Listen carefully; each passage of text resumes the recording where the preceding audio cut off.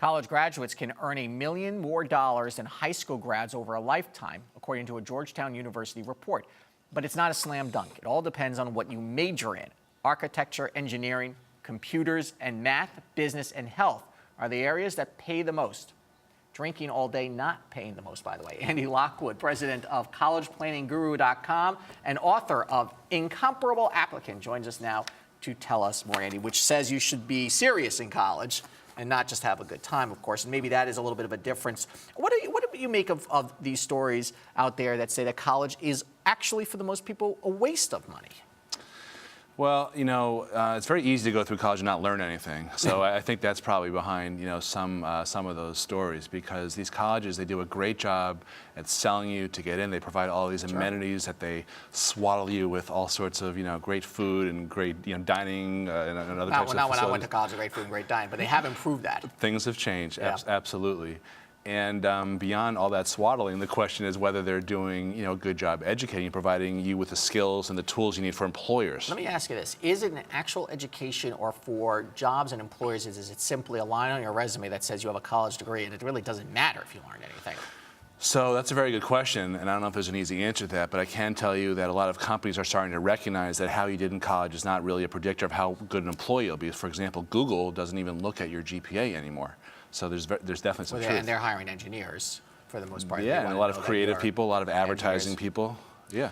We kind of ticked off some of the big fields right now. Is this simply because of what's hot? And so if you go to college and you decide you're going to be in the healthcare business, if healthcare takes a cycle down, maybe you don't have a job. Because if you remember, 10 years ago, 15 years ago, it was finance. Yeah, I always get a little nervous when I hear about the hot majors and I see a whole bunch of kids flocking to one particular thing, because I'm thinking one step ahead. I'm saying to myself, well, if everyone goes into healthcare, is there going to be a glut, or are there really going to be jobs for everyone? So, I think it's important to have an open mind. I think it's important to understand what you're good at, what you're not good at, and how you're wired, which is something that's very important, and most kids don't even consider that when they're in high school. Mm-hmm. And then I think it's also important to have a sort of an open game plan so that you can pivot if something changes in the economy. And when it comes to grad school, do you need to make that decision early in college as to grad school and how important it is?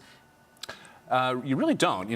That's a very interesting question also. I believe that 1/3 of all medical school admits did not major in pre-med. So, and I think that you'll find the same type of statistic across any type of profession, which indicates that you don't have to have this plan from day one or in utero.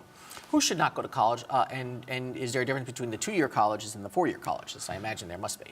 The people who should not go to college, I would say, are people who just don't like academics, or they've struggled. Like if you're in the bottom 40% of your class in high school, mm-hmm. chances are you're not going to turn it around. Of course, there are exceptions, but the question really is, well, why are you going? I mean, there are all sorts of great livings you can make without a college degree if you own your own business. And we've talked about vocational schools before, and I'm wondering if we see this $1 million gap because the vocational school environment in the United States has become so de-emphasized. Meaning, if we build better vocational schools and encourage people to go there, that this $1 million gap between college and vocational schools wouldn't exist. I can tell you anecdotally that in our practice, we see the tax returns of doctors, lawyers, and accountants, and we also see the tax returns of plumbers, electricians, and auto body guys, and frequently it's that second category that is doing better than the first category. So I'm a big believer in vocational training. And what do we need to do to lower the cost of college? Hillary Clinton says that she's trying to make college debt-free. I have no idea how to even address that. I don't see how that can possibly happen unless we become a socialist country all of a sudden.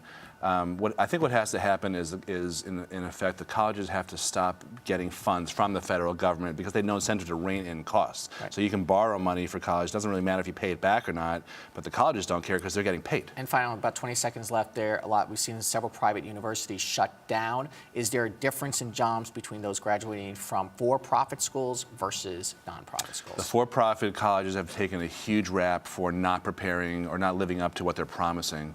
So there is a big difference. And I think, in fact, the more elite 4-year, nonprofit, quote-unquote, schools do a great job at getting kids prepared for life after college. Andy Lockwood, president of collegeplanningGuru.com. As always, good to see you. Thank you so much. Tomorrow on Arise Xchange, the new space race takes off as competition among companies to be the first in space tourism heats up. I'm Andrew Schmertz. Thanks for watching Arise Xchange. See you again here tomorrow.